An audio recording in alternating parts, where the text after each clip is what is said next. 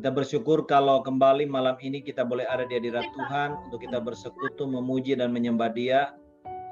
Kita bersyukur malam ini di dalam acara malam misi, kita rindu untuk mendengarkan firman dan pengajaran. Bapak Ibu Saudara dan saya boleh diperlengkapi untuk mengerjakan pelayanan misi pekabaran Injil. Shalom Bapak Ibu Saudara yang saya kasih dalam Tuhan, selamat malam. Halo. Halo. Puji Tuhan, malam hari ini adalah malam ke-7 dari seri pengajaran misi dan pekabaran Injil yang sudah kita sampaikan dari hari pertama pertemuan sampai hari ini. Nah, malam hari ini kita akan masuk dalam sebuah subtema, yaitu mengalahkan roh teritorial dalam membebaskan tawanan roh pada ladang misi.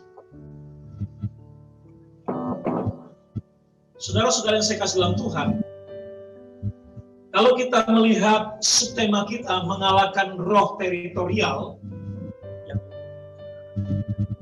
mengalahkan roh teritorial dalam membebaskan tawanan roh pada ladang misi, kita sedang berbicara tentang kekuatan roh-roh jahat yang mengatur dan mengendalikan komunitas yang sudah jatuh dalam dosa, yang sudah dicengkeram oleh kekuatan si jahat, sehingga mereka sebagai sebuah komunitas, suku atau bangsa tunduk sepenuhnya kepada keinginan si jahat. Dan ini mengakibatkan wilayah daerah di mana mereka berada menjadi teritori, menjadi wilayah yang betul-betul mengalami kesulitan di dalam meresponi keinginan Injil. Nah, bagaimana kita masuk dalam sebuah perspektif pelayanan misi, memperhatikan situasi masyarakat yang harus dilayani dalam pelayanan misi. Dan pelayanan misi itu memerlukan sebuah tindakan yang disebut dengan peperangan rohani secara teritorial. Karena secara teritorial, daerah-daerah yang sudah dikuasai oleh si jahat itu memiliki kekuatan dan kemauan menolak Injil sangat keras. Dan hal inilah yang membuat gereja harus bertindak secara bijak, secara terus-menerus untuk dapat membawa pelayanan misi secara teratur turun kepada mereka. Nah, gambaran ladang misi sebagai gambaran wilayah geografis yang bersifat menyeluruh di Indonesia khususnya, atau dunia pada umumnya, yang cepat atau lambat akan mendapat kabar baik dari Injil keselamatan Kristus Yesus Tuhan. Itulah gambar ladang misi. Nah, gambaran ladang misi ini tidak mengenal daerah yang bisa atau mudah dijangkau atau daerah yang sulit dijangkau. Dalam pandangan Alkitab mengenai misi pekabaran Injil, tidak mengenal daerah yang mudah atau yang sulit. Semuanya memiliki peluang dan kesempatan untuk terbuka jika pelayanan misi itu dikerjakan dengan benar, dengan tekun, dan berkesinambungan, berkelanjutan. Mengapa harus dengan benar? Karena Injil harus dibawa berdasarkan pemahaman Alkitab yang kuat, bahwa Injil adalah kekuatan Allah. Injil adalah kekuatan Allah yang mengubah sikap iman dan hati setiap orang. Lalu tekun, ini berbicara tentang menumbuh kembangkan sesuatu yang ditanam. Ketika kita menanam sesuatu, yang perlu dari perawatan setelah penanaman adalah memelihara. Dalam pelayanan misi tidak cukup menaburkan benih, Bapak Ibu Saudara. Tetapi juga di dalamnya adalah ketekunan, memelihara, menjaga, bahkan menunggu buah-buah yang siap dituai. Ibu Naning itu ada kebun durian di daerah Muara II, kesaksiannya sama saya beberapa waktu yang lalu waktu kita ngobrol. Dan kebun durian itu akan berbuah setelah musimnya tiba dan dia akan jatuh setelah masa. Artinya ada orang-orang yang harus menunggu kapan dan bila mana buah-buah durian, buah duku, buah rambutan itu masak dan ada orang yang siap untuk mengambilnya. Dikerjakan dengan berkelanjutan, berarti ketika seseorang dalam rangka melakukan pelayanan misi dan peperangan rohani, ternyata menemukan hambatan-hambatan dalam pelayanan, itu bukan berarti membuat kita berhenti melakukan penetrasi misi, tetapi segera melakukan evaluasi dan melakukan tindakan-tindakan selanjutnya.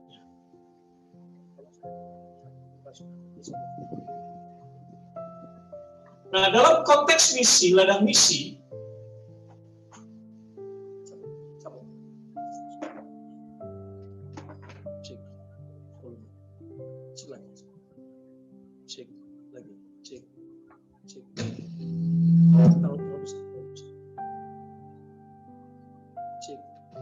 ya, kecil. Dalam konteks misi, saudara, ladang misi adalah wilayah pertempuran, wilayah perebutan kekuasaan. Karena itulah kita mengangkat konteks ini. Bagaimana kita berperang secara roh, bagaimana kita merebut daerah itu secara daging, secara teritorial, bagaimana kita menguasai daerah itu. Tetapi pertempuran itu sendiri merupakan sesuatu yang tidak mudah. Dalam konteks pelayanan misi ini adalah bertujuan untuk membebaskan orang-orang yang tertawan. Nah, kalau kita memperhatikan Alkitab menjelaskan ketika dosa datang mengganggu manusia mula-mula dan terus berkelanjutan dari pasal 3 sampai seluruh kitab Kejadian sampai Wahyu pasal 19 menjelaskan kepada kita bagaimana upaya manusia mengatasi dosa dan bagaimana Allah menyatakan kuasanya lewat Kristus membebaskan manusia sehingga manusia yang tertawan dimerdekakan dalam pelayanan misi. Dan bagaimana peperangan rohani itu dalam pelayanan teritorial, sangat penting kita menduduki daerah musuh. Bagaimana kita membangun pemerintahan baru di dalam sistem pembangunan yang sedang kita bangun. Saya memberikan sebuah contoh peradaban. Ketika kami masuk ke sebuah tempat pelayanan yang sama sekali, belum ada orang-orang yang percaya. Kami tahu daerah itu merupakan daerah yang sangat tertutup dan sangat keras. Sama dengan apa yang dikatakan oleh firman Allah, pintu yang berabad-abad. Sepanjang sejarah mencatat bahwa tidak pernah ada orang percaya lahir dari suku-suku itu. Tetapi suatu saat ketika tim datang dan melakukan sebuah pelayanan peperangan rohani ke wilayah teritorial yang menjadi tujuan misi, maka strategi-strategi yang dibangun dalam doa puasa, dalam doa peperangan rohani, dalam doa keliling dolim, dalam semua pelayanan-pelayanan nubuatan untuk menyatakan kuasa Tuhan bekerja di daerah itu. Lambat atau cepat, perlahan tapi pasti merangsek masuk ke daerah-daerah, ke wilayah-wilayah. Perlahan kita menjumpa dengan orang-orang damai yang menyerahkan dirinya, diselamatkan oleh Tuhan lewat berbagai macam dialog, bahkan diskusi, bahkan lebih berat lagi masuk dalam perdebatan yang panas selama beberapa hari. Sampai akhirnya mereka menemukan kasih Tuhan dalam diri mereka. Nah, ketika kita sudah berhasil melakukan pelayanan itu dan membawa beberapa orang, maka kekuatan kuasa roh jahat yang mengendalikan daerah itu kalah. Maka kita masuk merebut dan mulai membangun pemerintahan baru dalam Yesus di dalam desa itu. Di mana kita mulai meletakkan kota itu sebagai kota kemenangan. Dan kita mulai meletakkan tonggak-tonggak sejarah peradaban Injil di tempat itu dengan doa-doa profetik, dengan doa-doa mengelilingi daerah, mulai meletakkan nama Yesus sebagai kekuatan benteng perlindungan di setiap sudut sungai, ujung sungai, bukit, hutan. Kita mulai patok daerah-daerah itu dengan sebuah kalimat iman bahwa daerah ini kami sudah menduduki, setiap kaki kami menginjak daerah ini sudah menjadi milik Tuhan. maka pemerintahan baru terbangun dalam sebuah sistem peperangan teritorial yang sudah dimenangkan. Maka Bapak Ibu Saudara, peperangan rohani adalah pertempuran yang terus-menerus berlangsung antara Allah dan iblis, antara kebaikan dengan kejahatan. Dan itu terus berlangsung sampai hari ini. Oleh karena itu pertempuran ini terjadi di alam roh.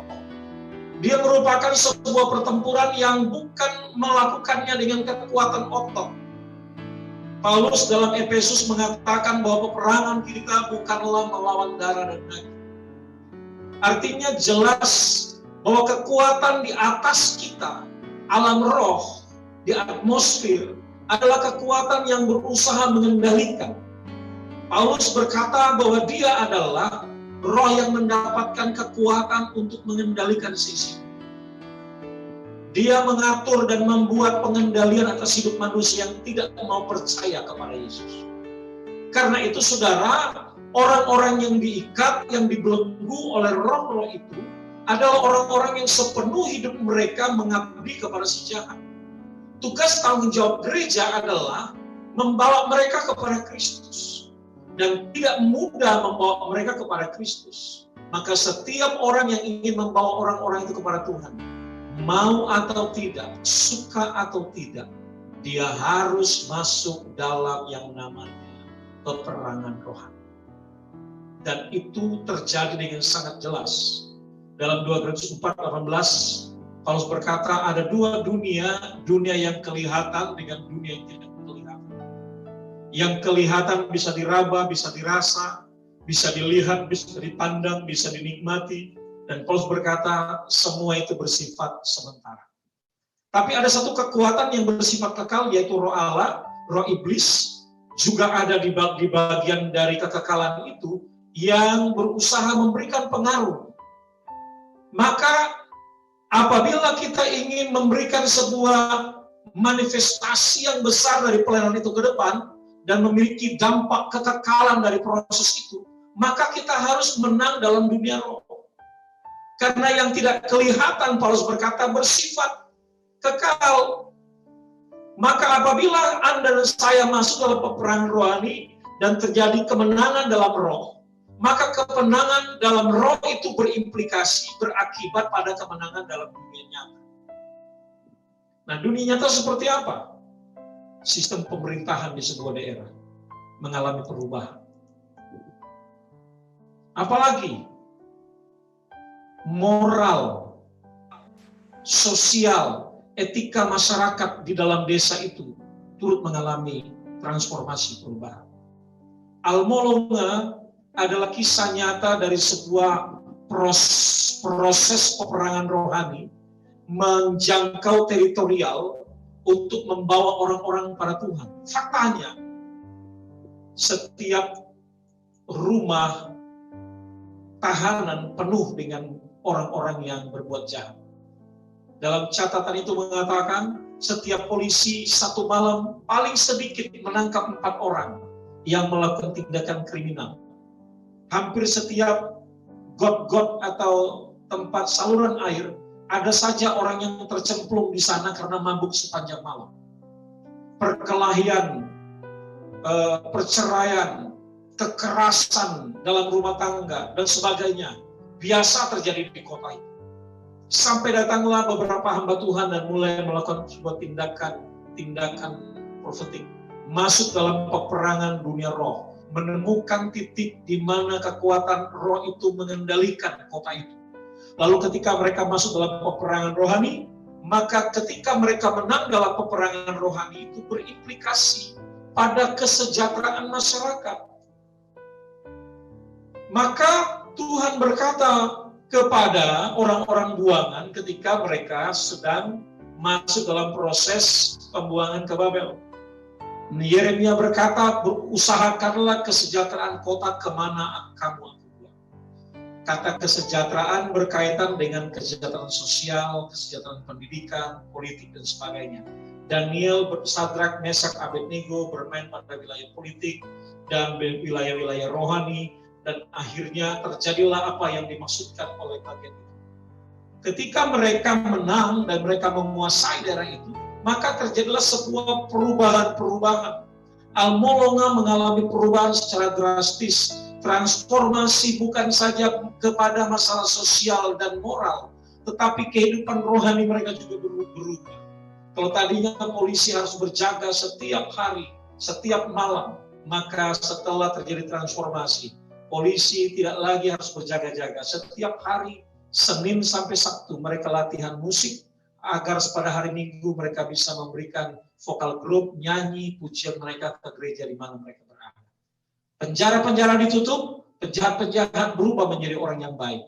Mengapa? Karena kemenangan di dalam peperangan rohani memberikan pengaruh kepada sebuah sistem pemerintahan.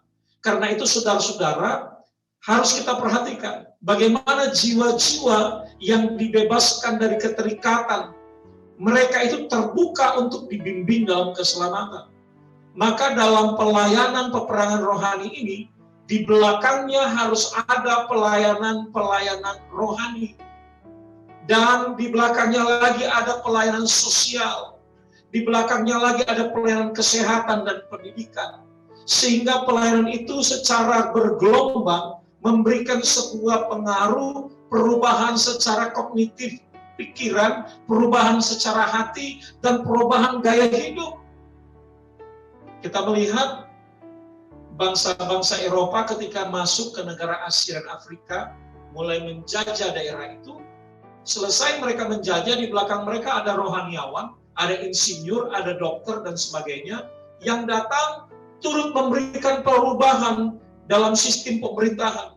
Jadi masyarakatnya tidak saja diubah dengan cara yang lebih baik, tapi mereka juga bertumbuh dalam segala bidang. Nah, dalam misi holistik, dalam misi kerajaan Allah, yang dibutuhkan adalah bagaimana pelayanan misi itu harus dilakukan secara menyeluruh. Karena itu Bapak Ibu Saudara, seperti apa yang Pak Hebron sampaikan dan kita sudah mendoakan berkali-kali, bahwa pelayanan misi itu bukan pelayanan yang mudah. Pelayanan misi itu adalah pelayanan bersifat holistik. Dia tidak saja berperang secara rohani, lalu terbuka ladang misi baru, lalu orang-orang bertobat. Setelah bertobat, apakah mereka stop di situ? Tidak. Mereka memiliki kehidupan yang lebih lanjut.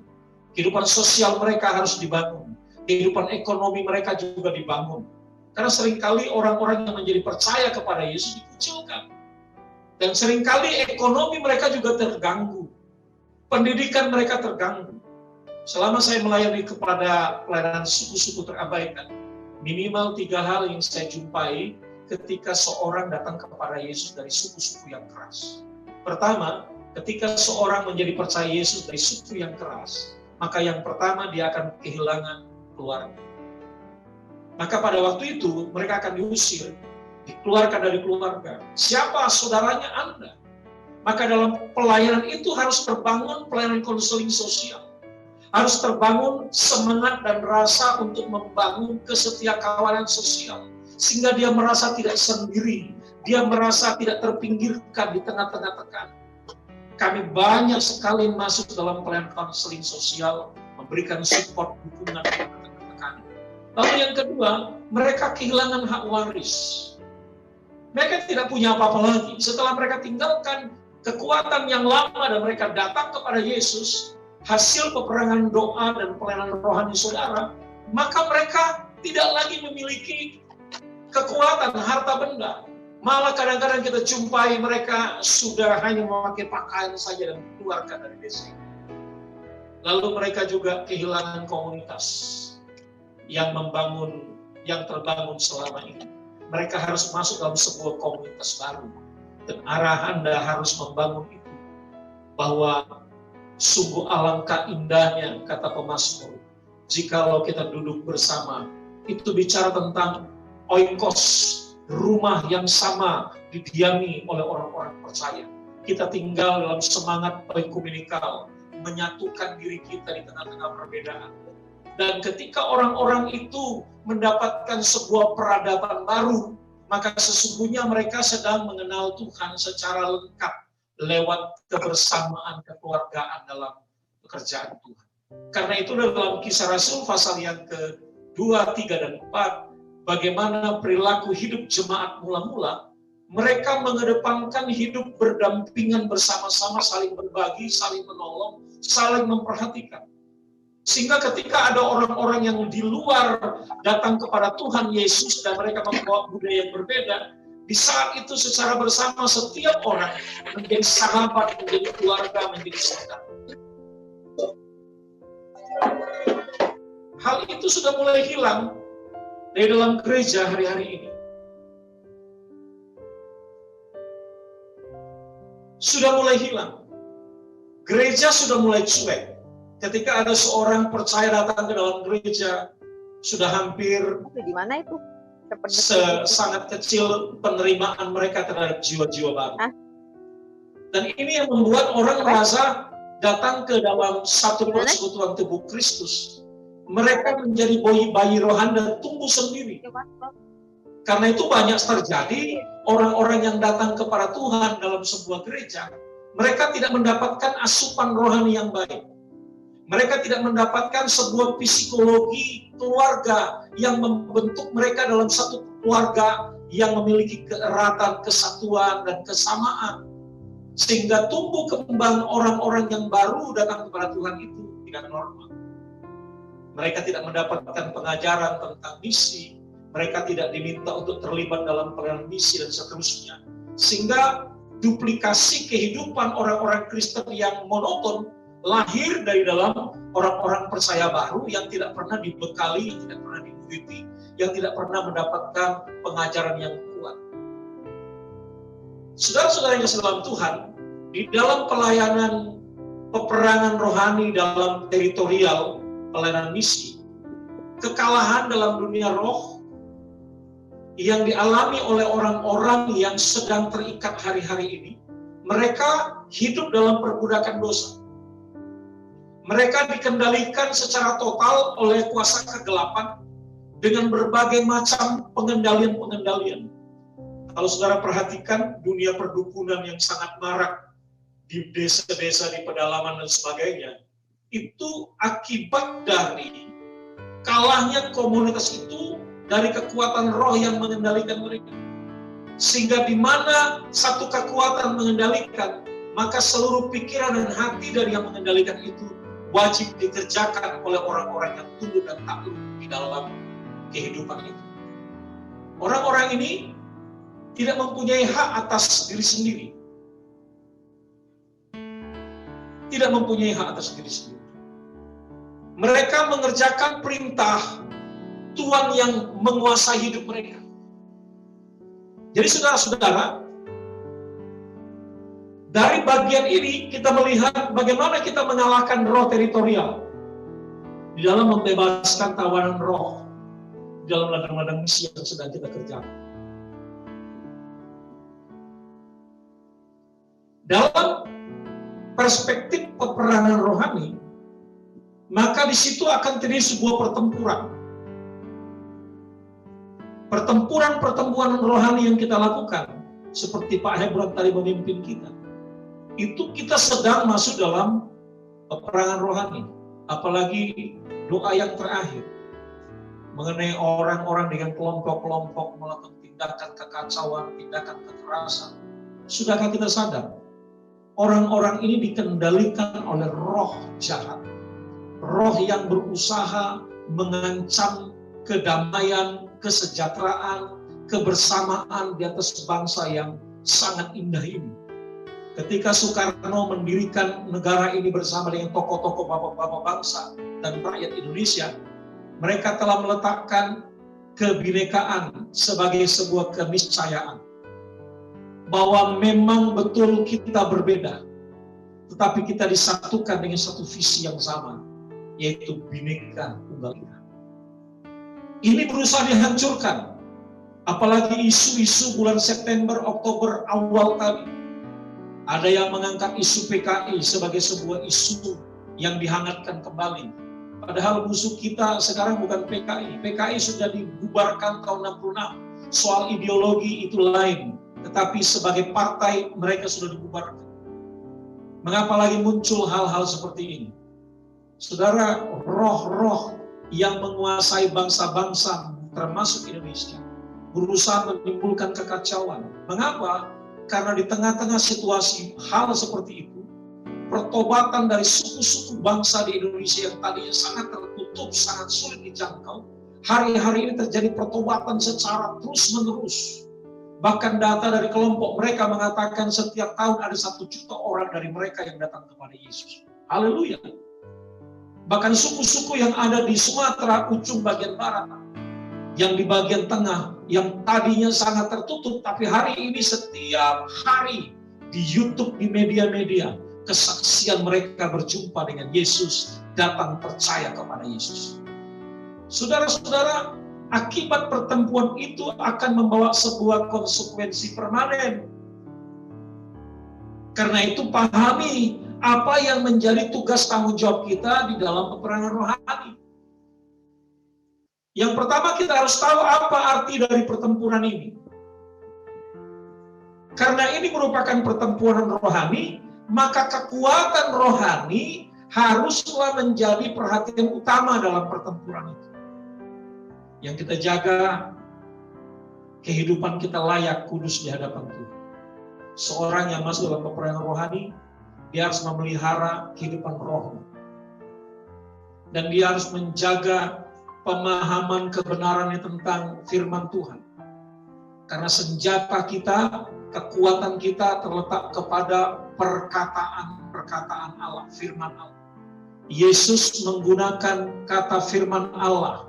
Ada tertulis berkali-kali kepada setan untuk menunjukkan determinasi kekuatan firman yang dapat menghancurkan musuh sekuat apapun. Maka itu harus diperhatikan, darah Yesus yang dikatakan oleh kitab Wahyu yang membebaskan setiap orang berdosa, mengalahkan perbuatan setan.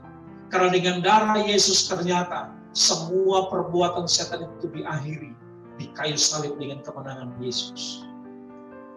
Untuk menghadapi peperangan rohani, Anda juga harus memahami senjata dan alat yang kita pakai.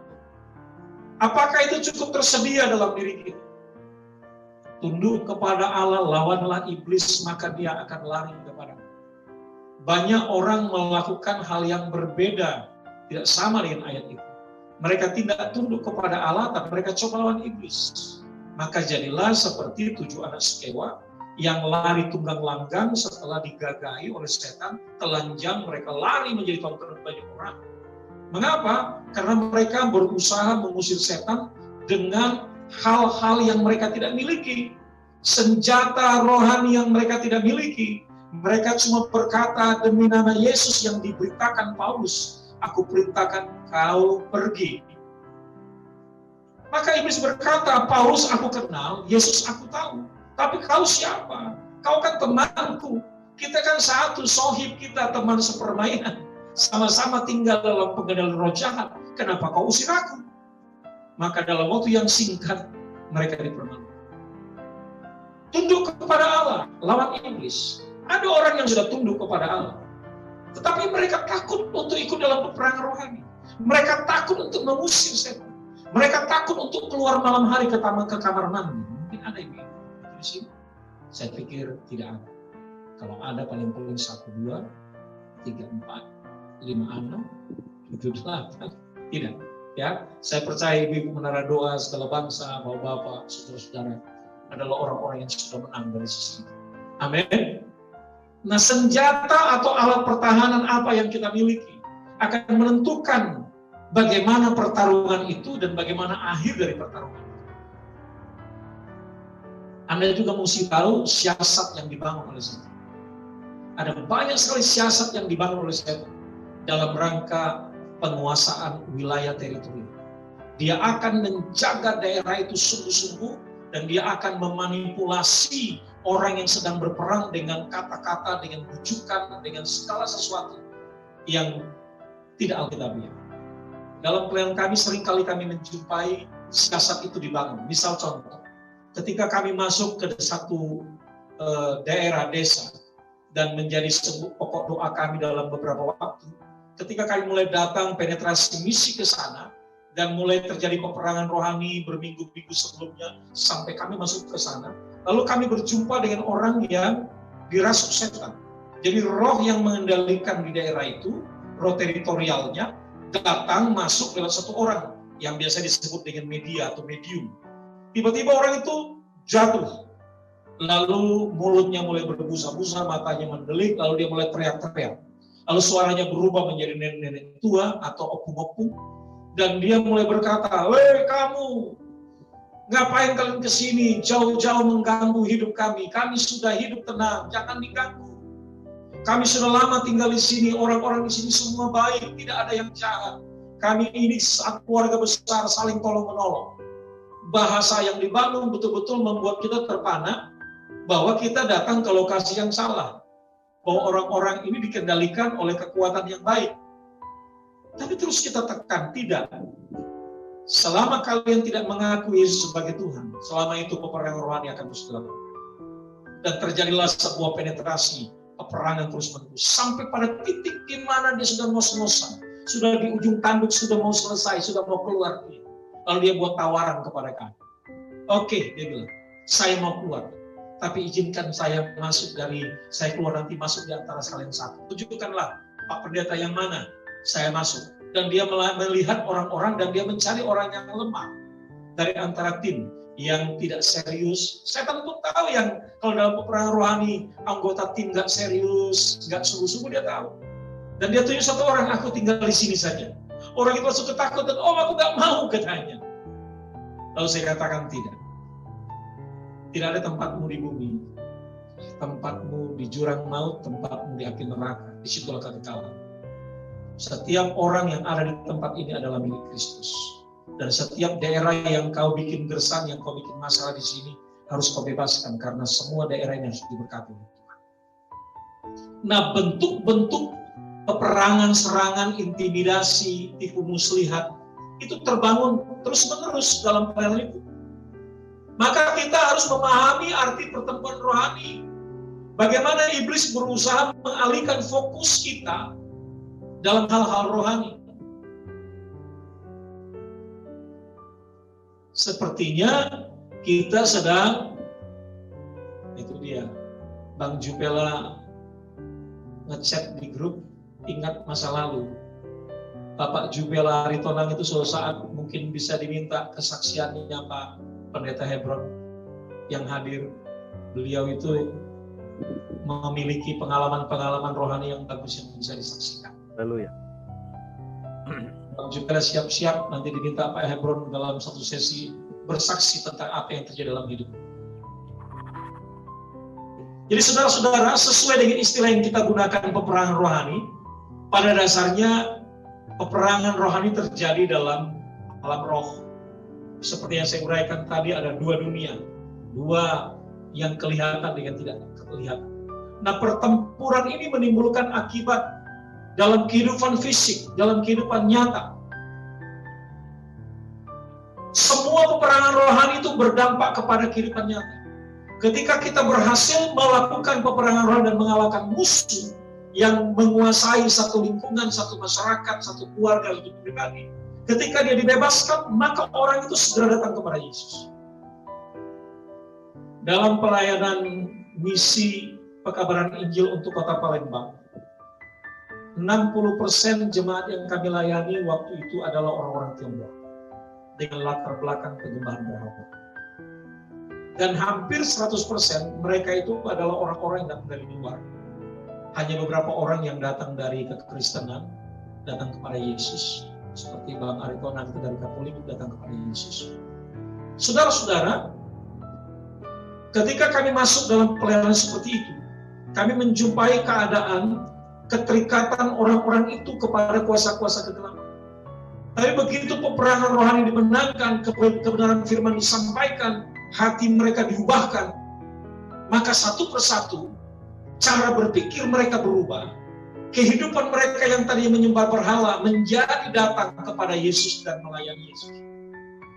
Ada beberapa orang dari jemaat yang kami layani, namanya Aming, namanya Sen, Daniel, Aliong, dan sebagainya. Mereka ini datangnya dari penyembah-penyembah berhala. Dan ketika mereka menjadi pokok doa kami, menjadi perhatian doa kami, maka bertahun-tahun kami mengadakan doa. Kami punya waktu doa peperangan rohani di Palembang itu hari Selasa, jam 7 sampai jam 9 malam. Peperangan rohani. Peperangan rohani itu sedemikian rupa, luar biasa semangat gairah, sehingga menarik perhatian saudara-saudara kita di gereja-gereja tetangga datang, ikut berdoa bersama-sama. Dan setiap malam Selasa kami terus doa dalam peperangan rohani. Dan mereka bilang begini, kalau hari Selasa, setan nggak mau lewat jalan pintu kemerdekaan. Karena di titik itu ada gerakan doa peperangan rohani yang mengusir mereka. Dan akhirnya orang-orang ini perlahan tapi pasti datang dan bertemu dengan Tuhan. Setelah ikatan kendali yang menguasai mereka, kita patahkan dalam dunia roh. Pada suatu saat di Jalan Veteran Ujung, Palembang, ketika gereja kami sedang bergerak hangat-hangat dalam gerakan misi dan doa peperangan rohani, tiba-tiba kami melihat ada satu tempat sedang mulai merenovasi gedung dan membangun tempat nightclub. Dan kami tahu kota Palembang itu kota yang sangat banyak persoalan-persoalan sosial di sana. Dan ketika itu mulai terbangun, kami melihat anak-anak muda datang bolak-balik ke sana sampai malam hari. Saya kalau ngantar jemaat pulang dengan baju pela, ngantar pulang dengan mobil L300 malam, pulang lagi melihat begitu banyak orang, apalagi malam minggu memenuhi tempat itu. Lalu akhirnya kami sepakat bahwa ini tidak boleh dibiarkan, karena kota ini harus dimenangkan dalam peperangan rohani, kota ini harus diselamatkan, mereka harus datang kepada Tuhan, karena kita sudah membagikan Alkitab, 12.000 Alkitab ke berbagai macam pelosok, maka selanjutnya peperangan rohani merebut daerah itu. Lalu kami mengadakan doa peperangan rohani. Saudara tidak butuh waktu yang cukup panjang. Hampir kurang lebih 1 tahun kami masuk dalam peperangan rohani. Dalam beberapa waktu kemudian kami melewati tempat itu sudah tutup. Kegiatannya berhenti. Mengapa? Karena mereka melihat ada pengaruh besar dari peperangan rohani di situ. Lalu contoh berikutnya lagi ketika kami berada di lingkungan gereja tempat kami tinggal. Di belakang kami itu masyarakatnya sangat beragam. Dan agamanya hanya satu, ke pihak sebelah. Nah, pada waktu suatu titik kami sedang habis ibadah, tiba-tiba kelompok pemain reok, makan beling itu, makan kaca. Kuda lumping mereka buat kegiatan persis di belakang gereja itu. Lalu saya diberitahu oleh jemaat, di belakang ada orang main kuda lumping sedang baca mantra manggil roh. Saya bilang kita naik, kita hadapi. Lalu kami berdiri di atas, mereka tidak lihat kami. Lalu kami di atas mungkin kurang lebih 10 orang, kita mulai angkat tangan dan kita mulai peperangan rohani. Kita mulai patahkan roh yang mengendalikan. Kita usir roh yang mau masuk ke dalam diri orang itu, kita usir. Dan dia kerja keras bolak-balik, panggil. 1 jam kemudian baru dia sadar, dia angkat kepala, lihat kami di atas. Dia geleng-geleng kepala, lalu dia bilang, ayo angkat semua barang. Lalu mereka berkemas tinggalkan tempat itu. 1 jam dia berusaha memanggil roh itu masuk. Tapi kami bertekad usir roh itu dari teritorial ini. Karena daerah itu sudah daerah dimenangkan dari Tuhan. Jadi saudara-saudara yang kasih dalam Tuhan, pengaruh bagi orang yang kalah mengalami perbudakan dosa di berbagai macam tempat yang kita lihat. Perbudakan penyembahan berhala, perdukunan. Kalau di Sumatera Utara, Perbeku, ada banyak sekali yang begitu-begitu. Perbudakan perdukunan, ya, perbudakan hidup di bawah kutuk, menjadi agen kuasa gelap, dukun, mafia, cotang, hoksui, dan lain sebagainya. Perbudakan ini masih terus terjadi hari-hari ini. Di kantong-kantong Kristen, walaupun mereka sudah percaya Yesus, tetapi juga terjadi kemerosotan dekadensi yang tajam terhadap rohani mereka. Sehingga terjadilah yang disebut dengan percampuran keyakinan, sinkritisme. Dan ini kita jumpai di banyak kantong-kantong Kristen. Di daerah kami sini pun cukup banyak hal begitu. Mereka percaya Yesus, tetapi ketika ada pergumulan, permasalahan datang, mereka tidak datang mencari Yesus. Mereka mencari perdukunan, mencari tokoh-tokoh penting. Mereka ingin naik jabatan, mereka harus pergi ke satu sungai kecil, mandi di situ, cuci muka di situ, membersihkan diri, mengisi diri mereka dengan sesuatu. Bahkan di satu daerah, di satu pulau Samosir, apabila roh itu mau dimasukkan dalam diri seorang, cukup mengambil air minum, mendapat mantra, lalu roh itu bisa masuk lewat air minum yang diminum dan tinggal menguasai orang. Itu di daerah kantong Kristen, di mayoritas Kristen. Jadi saudara-saudara yang kasih dalam Tuhan, persoalan pergumulan gereja misi, di satu sisi kita merangsek masuk ke daerah-daerah baru, di satu sisi yang lain terjadi dekadensi kemerosotan yang tajam dalam kehidupan kekristenan, sehingga kita juga tidak mudah mengatasi persoalan ini, saudara.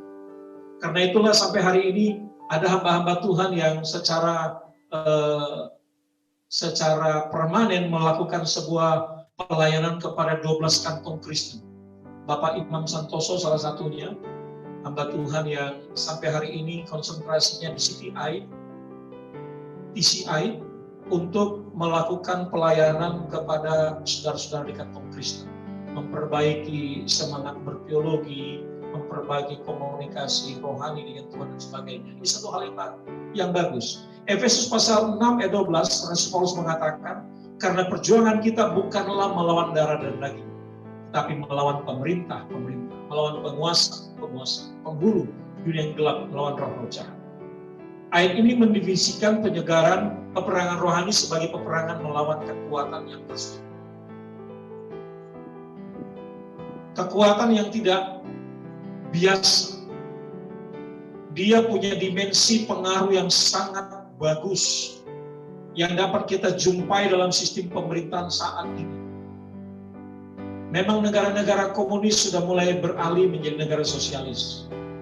Tetapi ateisme, tidak percaya kepada Tuhan, masih berlanjut di berbagai macam bangsa.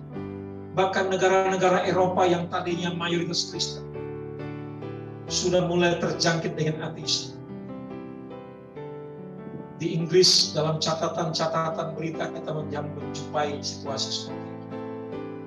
Mengapa hal ini terjadi? Mengapa orang mulai meragukan keilahian Kristus? Mulai meragukan ketritunggalan, mulai meragukan Bapa, Anak, dan Roh Kudus yang mewujudkan diri dalam 3 pribadi yang menyatakan kuasa dan pertolongan kepada kita. Karena iblis juga berperan dalam cara berpikir manusia. Dia masuk di dalam pengajaran-pengajaran. Ketika pengajaran-pengajaran tidak alkitabiah dapat disusupi dengan konsep-konsep duniawi dan satanis, sehingga perlahan tapi pasti gereja-gereja mulai kehilangan pengajaran alkitabiah. Dan ini sangat mempengaruhi dari kehidupan masyarakat jemaat dan keberanian untuk melakukan pelayanan misi menjangkau daerah-daerah baru.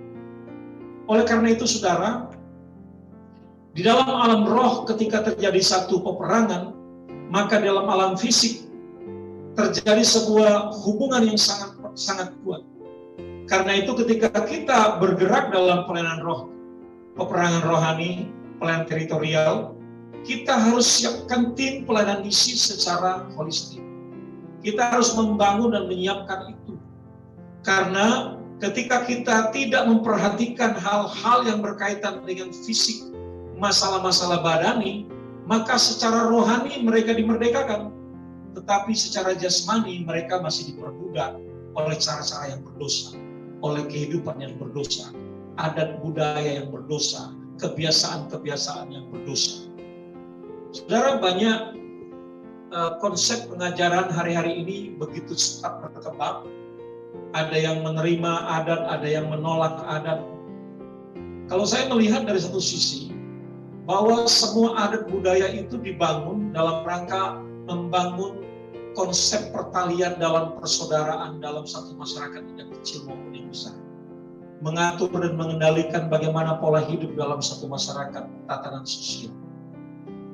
Yang menjadi persoalan kita ketika iblis masuk di dalam tata cara, adat budaya, maka itu yang harus kita tolak.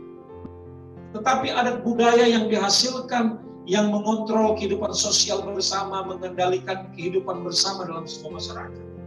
Itu bukan sesuatu yang harus ditolak. Karena kalau kita menolak, banyak hal yang akan terjadi dalam hidup kita. Perlu kita ketahui bahwa hukum yang mengendalikan kita yang dibuat oleh pemerintah dan DPR RI, DPRD Kabupaten Kota, hukum itu biasanya mengacu kepada adat budaya yang berlaku di sebuah daerah.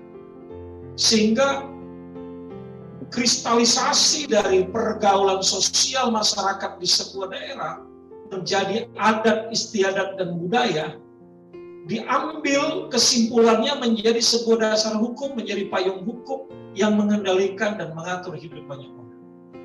Sehingga kita hanya berurusan kepada hal-hal yang mengakibatkan perubahan sistem hidup manusia dari baik menuju kepada jahat. Karenanya ketika kita berhasil masuk dan memenangkan satu daerah, membawa mereka kepada Tuhan, maka kita juga harus mengubah cara hidup mereka, cara berkomunikasi mereka, cara kehidupan sosial bermasyarakat mereka.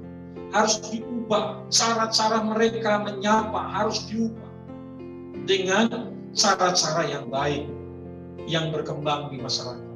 Nah, dengan demikian, maka kita membawa sebuah komunitas yang mengalami perubahan baik secara rohani, baik secara moral, baik secara sosial di masyarakat. Sehingga generasi-generasi inilah yang disebut oleh Tuhan Yesus dengan sebutan bahwa kamulah terang dunia, bahwa kamulah garam dunia. Dua unsur penting yang memiliki sifat berbeda, yang satu garam kehadirannya tidak diketahui, tidak terlihat, tetapi dirasa dampak pengaruh. Kekristenan garam memberikan semangat bagi setiap orang menemukan kebenaran dengan pola hidup yang kita kembangkan. Sementara kekristenan terang-terangan menunjukkan kualitas identitas diri kita kepada setiap orang. Sehingga kedua sisi ini dapat secara baik masuk dalam sebuah komunitas dan memberkati setiap orang. Nah, karena itu Bapak Ibu Saudara kasih dalam Tuhan, kalau kita perhatikan bahwa peperangan rohani dalam kemenangan-kemenangannya akan memberikan sebuah pengaruh yang besar bagi kehidupan kita. Yakobus yang tadi saya sampaikan, pasal 4 ayat 7, karena itu tunduklah kepada Allah dan lawanlah iblis, maka ia akan lari daripadamu. Maka kedua bagian tunduk dan lawan adalah konsep peperangan rohani yang sesungguhnya. Orang yang tunduk kepada Allah, menghormati Allah, memakai semua perlengkapan senjata perangnya Allah, harus bertindak, tunduk dan lawan. Iblis adalah musuh yang berusaha mengendalikan. Maka kata lawan di sini memberikan dorongan kepada kita, memulai semua kekuatan kuasa Allah yang kita gunakan ketopong, gunakan pedang roh, gunakan kasut yang rela memberitakan kabar baik, dan semua perspektif yang ada digunakan secara maksimal. Untuk apa? Untuk melakukan perlawanan kepada setan. Maka konsep perlawanan ini akan membawa kita kepada sebuah kemenangan, kepada sebuah keberhasilan, dan merebut daerah-daerah baru untuk menjadi kekuatan baru, memulai sebuah peperangan baru, menjangkau daerah-daerah baru. Pada suatu saat, saudara, tahun 1996, kami mendapatkan tim dari Amerika meminta mengadakan KKR di ladang-ladang misi yang kami bangun. Lalu kami membawa mereka dengan mobil besar masuk ke pedalaman berminggu-minggu. Cukup lelah, saudara, karena satu desa membuat KKR, besok malam KKR lagi desa lain. Terus itu daerah-daerah yang masih tertutup, ya, jalannya masih rusak, masih banyak perampokan, masih banyak gangguan di jalan. Dan kami pergi. Suatu saat setelah kami tiba di sebuah kota, gereja kami itu persis ada di sebelah desa dari orang dengan keyakinan yang berbeda. Dan mereka sangat kuat hidup dalam pengendalian pemimpin agama yang ada di situ. Ya, mereka memiliki kekuatan yang mengendalikan daerah itu. Jadi daerah itu aman bagi mereka, siapa saja yang masuk mengganggu mereka di desa itu biasanya bisa keluar karena ada kekuatan yang mengendalikan. Lalu kami tiba di desa, di gereja tempat kita mengadakan KKR. Gereja kami di situ waktu itu baru berdiri, sudah ada tembok, sudah ada genteng, tapi temboknya belum ada, baru pakai papan setengah saja. Lantainya masih lantai tanah, tapi cukup besar, dan kami mengadakan KKR. Orang-orang yang sudah datang kepada Tuhan dari seberang itu datang, lalu kita buat kebaktian. Kita juga mengundang orang-orang yang belum percaya. Singkat cerita, ibadah dimulai dan dilaksanakan. Susah sekali, saudara. Hadirat Allah itu seperti tidak dirasakan. Suasana menjadi kering. Pemimpin pujian kesulitan untuk mengangkat suasana. Pemain musiknya dari Amerika sangat bagus, piawai, main keyboard, tapi seperti orang baru belajar. Lalu ketika khotbah disampaikan, khotbahnya pun seperti tidak punya kekuatan mengubah hati orang. Firman disampaikan sepertinya terhambat, terhalang. Di tengah-tengah ibadah itu saya duduk di tengah gereja, di tengah persis. Lalu saya tundukkan kepala, saya bilang, Tuhan, apa yang sedang mengendalikan ibadah ini? Kekuatan apa yang sedang mengendalikan ibadah ini? Sehingga aku rasakan ada hambatan-hambatan, pujian terhambat, musik terhambat, kesaksian tidak punya kekuatan, pengaruh. Khotbah yang sedang berjalan pun mengalami kesulitan, pembicara kami mengalami kesulitan untuk ngomong. Sepertinya dia sedang baru belajar khotbah. Lalu tiba-tiba dalam situasi saya bertanya kepada Tuhan, Tuhan nampakkan dalam penglihatan depan saya. Saya sedang menundukkan kepala, saya melihat di depan saya ada 2 orang, laki dan perempuan sedang menari. Mereka pakai baju khas orang itu, komunitas itu dengan bunga di bagian telinganya. Lalu saya berkata sama Tuhan, Tuhan apa ini? Tuhan berkata, Roh El yang sedang bergerak dan dia sedang mengintimidasi. Ada orang yang mengirimkan kekuatan untuk mencobai tim ini. Ada orang dengan kekuatan besar untuk mengacaukan orang-orang ini supaya mereka tidak datang kepada Yesus. Sementara lagi berkhotbah saya peperangan rohani sendirian. Kenapa? Karena saya menghubungi teman yang lain, mereka sedang ada di tempat masing-masing. Lalu setelah peperangan rohani sedang berjalan terus, kami sendiri. Saya lihat tim juga sudah mulai peperangan rohani. Ibadah selesai, kami makan malam sudah sekitar jam 11 malam. Lalu saya bilang sama tim, bahwa Bapak Ibu, kawan-kawan, saya bilang, sepanjang ibadah tadi Tuhan katakan ada kekuatan yang mengendalikan, yang berusaha mengintimidasi tim ini, karena kita persis ada di perbatasan agama sebelah dengan kepala suku, kepala agama yang sangat kuat, dan mereka mengirimkan roh itu.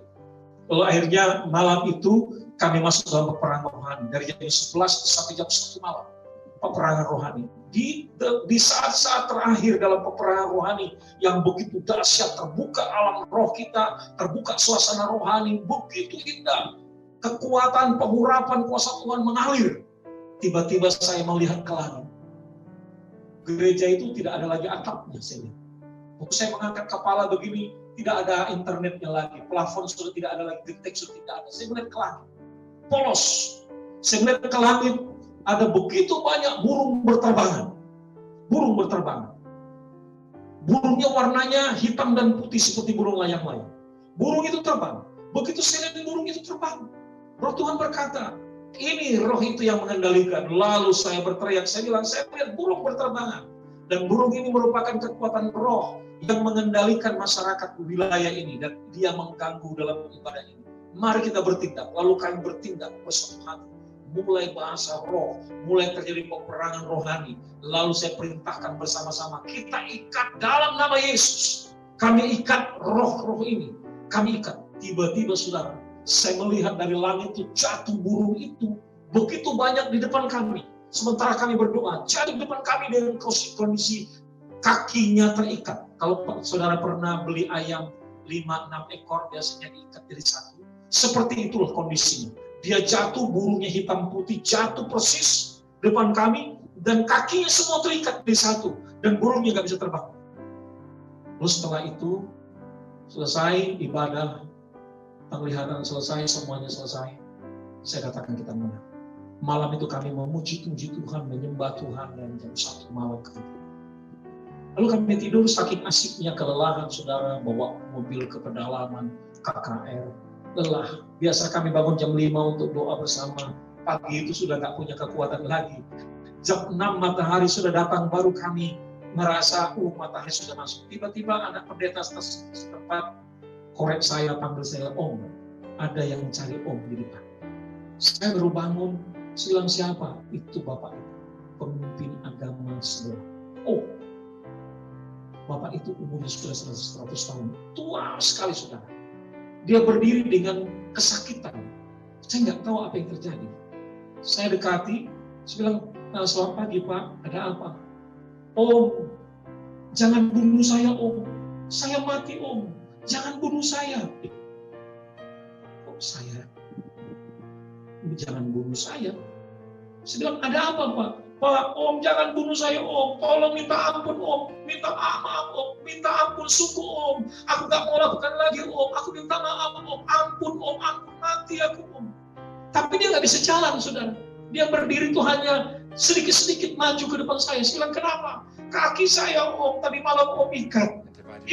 Baru saya sadar, ini dia, berarti Bapak yang tadi malam ya, yang mengganggu orang-orang ini untuk menerima Yesus. Iya Om, aku gak suka kalau mereka tanpa Yesus, tapi aku tahu Om, Yesus itu hebat, Yesus itu Tuhan, aku tahu Om. Aku gak mampu melawan Yesus. Jadi apa mau Bapak saudara? Aku minta Om tolong cabut Om, lepaskan kakiku, kalau enggak aku mati. Di saat itu saudara saya ngomong sama Bapak itu, Pak, Bapak mencobai Tuhan, Bapak bermain-main dengan kuasa. Bapak tidak akan pernah berhasil karena hidup Bapak diciptakan oleh Yesus. Bapak dengan kekerasan hati menolak kebenaran Yesus. Bapak berusaha menghalang-halangi hamba-hamba Tuhan untuk melakukan pemberitaan Injil. Bapak berhadapan dengan maut kalau Bapak tidak datang pada Yesus. Tiba-tiba Bapak itu, Om aku mau percaya Yesus. Begitu dibilang percaya Yesus, saya arahkan, dia terima Yesus. Setelah diterima Yesus Tuhan dan Juru Selamat, kakinya masih terikat. Dia bilang, Om buka kakiku Om, katanya. Sudah terima Yesus tapi kaki belum dibuka. Saya bilang, baik, kalau Bapak sudah percaya sungguh-sungguh, jangan tinggalkan Yesus, ikut Yesus sampai kapanpun. Iya, saya berjanji. Lalu kami mulai berdiri, orang-orang bule, 3-4 orang itu bingung. Kami jelaskan, oh bersemangat mereka, oh berarti orang ini saya bilang, inilah orang pelakunya. Lalu kita mulai berdoa, kami cabut, kami lepaskan. Dalam nama Yesus, ikatan yang membuat dia terikat hari ini, dalam nama Yesus, lepas, bebas. Tiba-tiba dia bisa bergerak. Lalu dia bilang, oh terima kasih. Saya bilang, datang kepada Yesus, terima kasih kepada Yesus. Dan akhirnya Bapak itu menjadi orang percaya. Beberapa waktu kemudian dia meninggal dunia. Firman Tuhan berkata, segala kuasa telah diberikan kepadaku di surga dan di bumi. Kuasa itu diberikan kepada kita. Maka ketika kita menggunakan kuasa dalam nama Yesus, apa yang kita ikat di bumi terikat di surga. Apa yang kita lepaskan di bumi terlepas di surga. Maknanya bahwa ketika kita bertindak dalam otoritas kuasa dalam nama Yesus, surga bertindak dan bekerja dengan otoritas penuh sesuai dengan apa yang kita katakan. Karena itu jangan sembarangan berbicara, jangan sembarangan melepaskan sesuatu. Lepaskan itu dengan tepat. Kalau saudara berkata, aku ikat dalam nama Yesus, aku lepaskan dalam nama Yesus, aku orakkan dalam nama Yesus, terjadi. Mengapa? Karena ketika kuasa dalam nama Yesus itu kita kerjakan, maka otoritas sorga datang kepada kita di bumi dan bekerja dengan heran dan ajaib. Kesaksian yang kedua, kami dengan tim sedang melakukan pelayanan ke satu daerah di wilayah Sumatera Utara, di daerah pesisir, di daerah pantai. Waktu kami mengadakan KKR, mengadakan seminar, banyak sekali pertanyaan hamba-hamba Tuhan yang bertanya, Pak, mengapa di daerah belakang bukit, belakang hutan kecil pohon ini di sana, masyarakatnya sangat tertinggal, Pak. Pendidikannya lemah, kehidupan masyarakatnya lemah, moralnya lemah, dan mereka tidak mau datang ke gereja. Ada gereja dekat sana, mereka tidak suka ke gereja. dan hidup mereka kuat dalam perdukunan. Lalu ketika itu ditanyakan kepada saya sebagai pembicara, saya coba menarik ke belakang tentang kisah desa itu. Lalu mereka bercerita bahwa desa itu tadinya baik-baik saja. Tapi dalam beberapa tahun kemudian terjadi perubahan. Karena ada orang-orang yang datang melakukan peperangan rohani di daerah itu. Dan ternyata saudara, setelah kita tarik ke belakang, saya gali ingatan mereka apa yang dilakukan dalam peperangan rohani. Ternyata saudara, ada tindakan yang tidak tepat, tindakan yang salah terjadi dalam pelayanan itu. Ketika mereka menguasai sebuah daerah, mereka masuk dalam peperangan rohani, lalu mengalahkan si jahat, terjadi penawaran. Ada yang meminta persis seperti yang kami alami yang lalu di Palembang. Saya mau keluar, tapi saya meminta di antara kalian, aku masuk di antara kalian.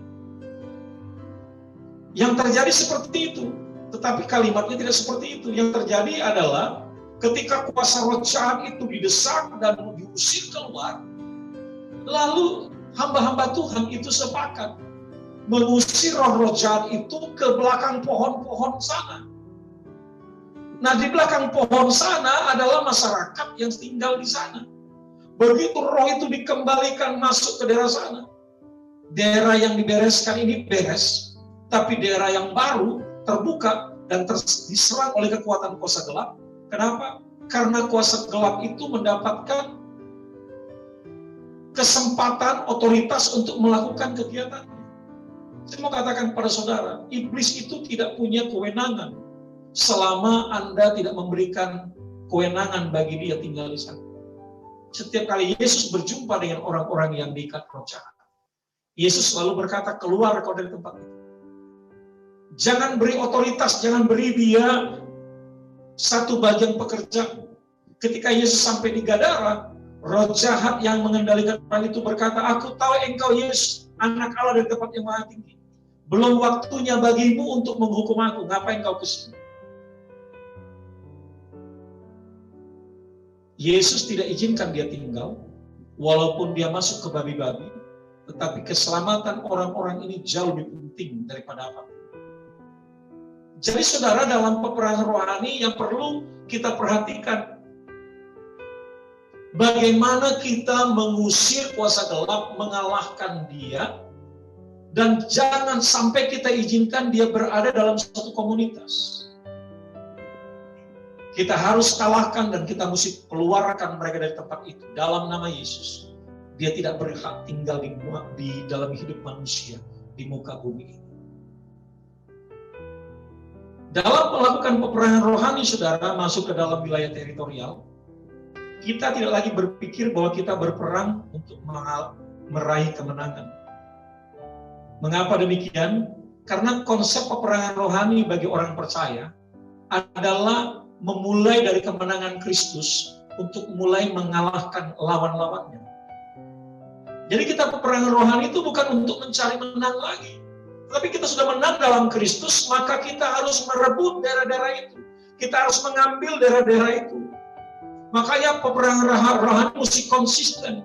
Dalam plan misi tidak boleh setengah-setengah. Begitu sekali kita masuk berperang, terus berperang. Terus merangsek masuk. Sampai daerah itu dimenangkan bagi Tuhan. Kalau saudara perhatikan apa yang dilakukan oleh Nommensen tahun 1800 di Tanah Batak, ketika dia membawa Injil pertama masuk ke daerah Tarutung, dalam sejarah Nommensen dicatat seperti itu, bahwa Nommensen diundang oleh seorang raja di Tarutung untuk bertemu, mungkin makan siang dengan raja. Ketika dia tiba di istana raja, disambut oleh raja dan orang-orang masyarakat dengan baik, tiba-tiba ada seorang yang biasanya mendapatkan pesan dari nenek moyang. Orang ini seorang datu itu dalam bahasa Batak artinya dukun. Dukun ini seringkali menyampaikan pesan-pesan dari nenek moyang mereka. Bahwa nenek moyangnya minta begini, mereka ikuti. Nenek moyang minta begitu, mereka ikuti. Dan mereka menyadari bahwa konsep berpikir ini masih berkembang sampai hari ini, saudara. bahwa dukun itu adalah seringkali menjadi sarana bagi orang-orang untuk mendapatkan pesan dari leluhur, dari orang-orang yang sudah mati. Dan ini konsep berpikir sinkritisme ini masih berkembang pesat di berbagai macam sudut di daerah-daerah Sumatera Utara dan sekitarnya. Nah, karena itu kalau saudara perhatikan dalam kisah ini, ketika Nomensen sedang ada di situ, tiba-tiba datu dukun ini kerasukan roh opungnya, roh kakek moyang mereka, dan roh itu mulai berkata, bunuh si botar mata ini, bunuh si kulit putih, karena orang ini akan menjajah kita, orang ini akan membuat masalah kepada kita, harus dibunuh.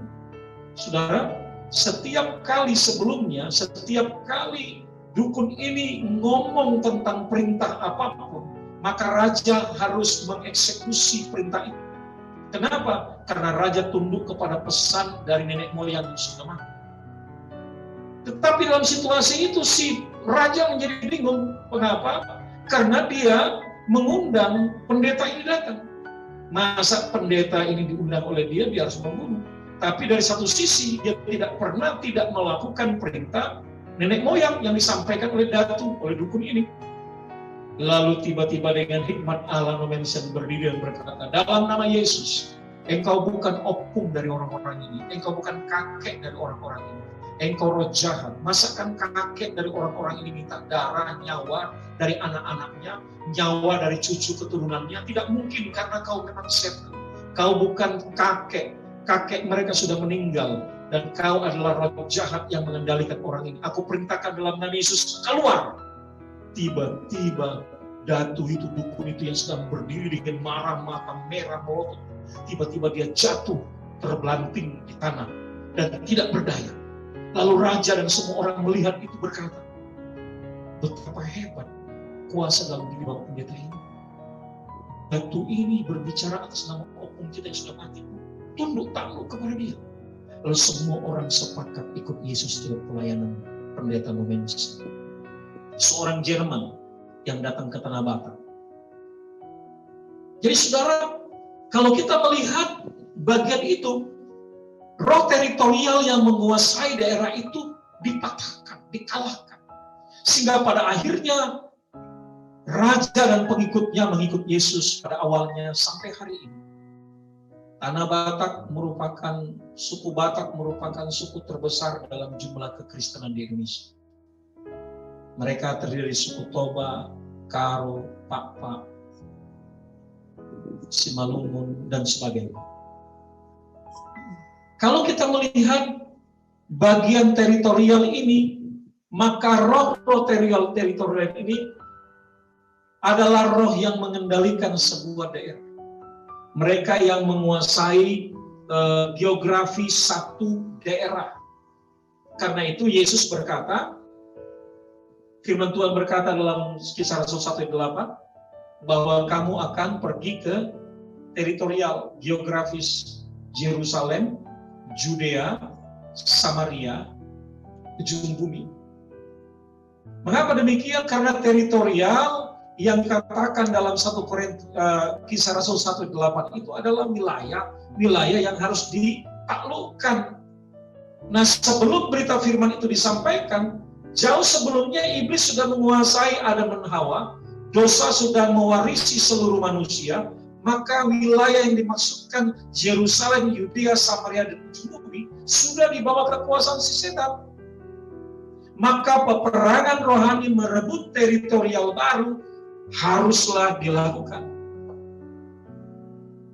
Dalam Kejadian pasal 3 ayat 15 merupakan catatan rekaman Alkitab pertama kali peperangan rohani muncul dalam Alkitab.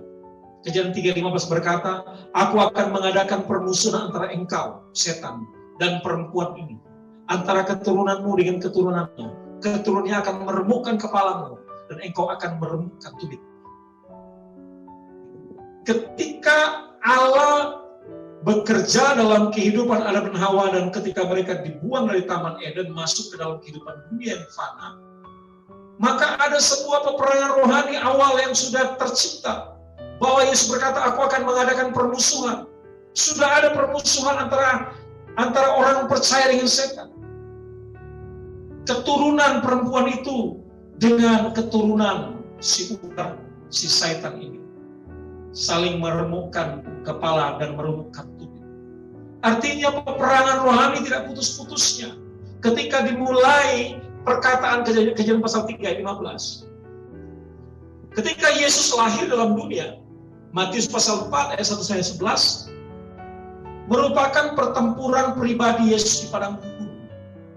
Dan pertempuran itu, saudara, pertempuran yang sangat luar biasa, besar dan mewah. Mengapa penawarannya luar biasa, mengubah batu menjadi roti? Tidak akan kaki terantuk jatuh dari bumbungan bait Allah yang tinggi karena malaikat menjaga. Diberikan seluruh kekayaan dunia, itu mewah banget. Peperangan rohani tidak boleh tergiur oleh hal-hal apapun. Gereja Tuhan, hamba-hamba Tuhan harus melihat kekekalan jauh lebih mulia daripada hal-hal yang bersifat sementara. Beberapa orang misionaris gagal memasuki satu daerah.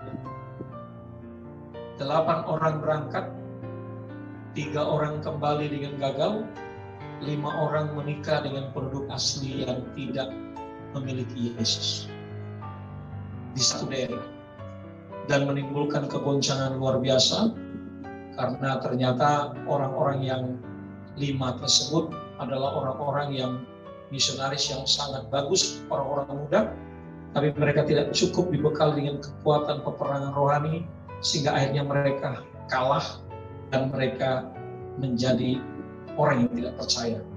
Kesana pergi. Yesus masuk dalam peperangan rohani.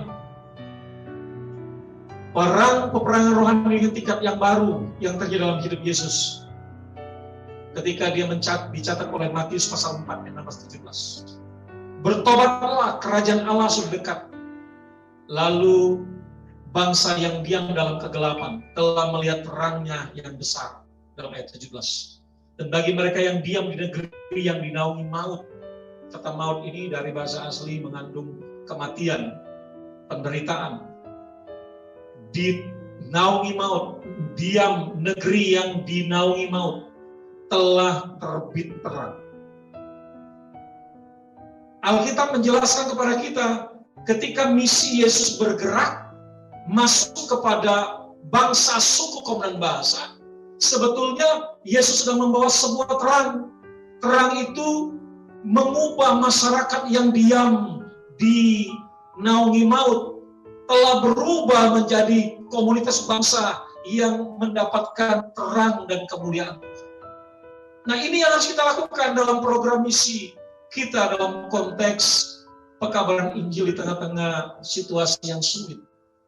Yesus mempraktekkan itu, bahwa dalam pekabaran Injil tidak lepas dari peperangan rohani, dan peperangan rohani adalah cara terbaik untuk merebut daerah-daerah itu dari kekuatan kuasa sejarah. Wahyu pasal 16 menjelaskan tentang perang Armageddon. Harmagedon atau Armageddon adalah perang terakhir Kristus melawan setan dengan para pengikut. Sebelum mereka dimasukkan dalam jurang maut, 1000 tahun damai, lalu mereka akan dihukum dalam api neraka yang kekal. Artinya, sepanjang Kejadian pasal 3 sampai Wahyu pasal yang ke-19 adalah upaya Allah lewat gereja untuk masuk dan menguasai daerah-daerah baru dalam peperangan rohani agar teritorial itu direbut dan jiwa-jiwa itu dibebaskan, diselamatkan sehingga orang-orang percaya lahir dan terbangunlah sebuah komunitas baru dengan transformasi kehidupan masyarakat, ekonomi, sosial, budaya yang telah berubah karena Kristus hadir di tempat itu. Karena itu saudara, Bapak Ibu dikasih dalam Tuhan, yang saya mau katakan pada bagian akhir hari ini, bahwa Allah ingin peperangan rohani dalam gereja yang merebut daerah-daerah itu bukan saja membawa keselamatan dalam Yesus, tetapi juga membawa perubahan secara holistik, perubahan secara ekonomi bagi masyarakatnya, perubahan sosial, perubahan perilaku, perubahan gaya hidup, perubahan mindset, dan perubahan segala sesuatu yang membuktikan bahwa mereka adalah terang dan garam dunia. Apabila sebuah komunitas yang sudah direbut lewat peperangan rohani, mereka diselamatkan lewat percaya kepada Yesus, dan mereka sudah mengalami perubahan dalam kehidupan mereka.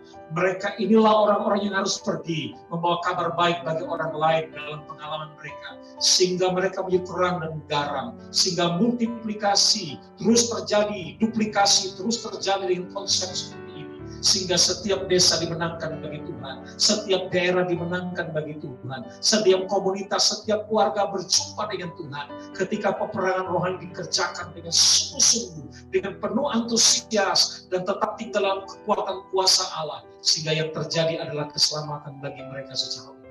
Karena itu Bapak Ibu Saudara yang kasih dalam Tuhan, mari kita tetap tinggal dalam suasana yang terbangun sedemikian rupa, hidup dalam mengasihi Tuhan, hidup dalam takut akan Tuhan, karena persentuhan kekristenan kita dengan saudara-saudara kita sangat penting untuk membawa iman percaya agar mereka mengenal Yesus. Kenapa? Karena wilayah kerja orang percaya yang membawa berita aman agung Tuhan Yesus Kristus itu beririsan langsung dengan pekerjaan iblis dalam dunia sepanjang zaman. Ketika kita bergerak hari ini, maka iblis berusaha juga bergerak menghempang dan menghalangi pergerakan kita. Tetapi ketahuilah, kita adalah pemenang. Kita masuk ke medan tempur bukan untuk mencari menang. Karena kita sudah menang, maka kita tinggal merebut daerah-daerah itu. Tapi betapa pentingnya kita menjadi orang yang tunduk kepada Allah dan melawan iblis dengan peperangan rohani, maka iblis akan lari daripada satu komunitas, satu teritorial, satu keluarga, satu pribadi, sehingga setiap daerah dimenangkan bagi Tuhan. Tundukkan kepala kita sejenak. Mari kita berdoa. Kami bersyukur buat kebenaran firman-Mu Tuhan. Kami mengetahui bahwa teritorial di sekitar kami menjadi sasaran bagi kerajaan Allah untuk dinyatakan. Kami ingin agar Engkau dinyatakan di setiap pribadi, setiap keluarga, setiap komunitas, di setiap komunitas suku, bangsa, dan sekalipun. Kami berdoa dalam nama Yesus, biar gereja Tuhan bangkit dalam peperangan rohani. Umat Tuhan bangkit dalam peperangan rohani. Menara-menara doa mengaktifkan peperangan rohani. Karena peperangan rohani adalah cara yang paling luar biasa spektakuler untuk menguasai teritorial baru, membebaskan orang terikat dan membawa mereka pada perubahan gaya hidup Allah di tengah-tengah mereka. Pakai menara doa segala bangsa, pakai menara-menara doa, pakai gereja Tuhan, tubuh Kristus, siapapun dari kami, untuk dapat bersama-sama bergerak dalam dimensi misi, masuk dalam peperangan rohani, merebut daerah-daerah baru, membawa satu perubahan bagi kemuliaan Kristus dinyatakan, sehingga terang dan garam dunia yang dilabelkan kepada hidup kami menjadi nyata di tengah-tengah masyarakat di mana kami berada. Berkati kami semua Tuhan, dan kami siap menjadi pelaku-pelaku. Dalam nama Yesus kami berdoa.